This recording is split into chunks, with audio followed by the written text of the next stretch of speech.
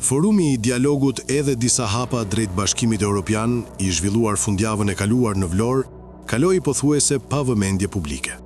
Aktiviteti pritej të kishte në qendër kryeministrin Edi Rama, së bashku me përfaqësues të rëndësishëm evropian, si raportuesi për Shqipërinë në Parlamentin Evropian Andreas Schieder, ambasadorja franceze Catherine Suard dhe ministrja jashtme Elisa Spiropali.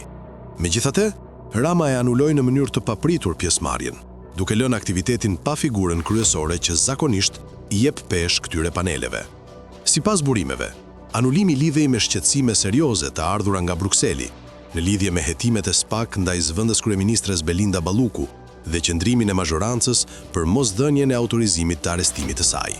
Këto zhvillime u diskutua në një mbledhje të mbyllur të grupit të punës për zgjerimin në Këshillin e Bashkimit Evropian, ku u shpreh alarm për atë që u perceptua si tërheqje e qeverisë shqiptare nga mbështetja ndaj drejtësisë së re.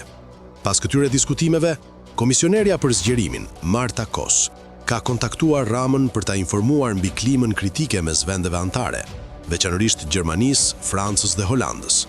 Kjo ka sjellë reagimin e menjëhershëm të kryeministrit, i cili ka anuluar udhëtimin për të zhvilluar telefonata me kancelaritë europiane, me synim zbutjen e tensioneve.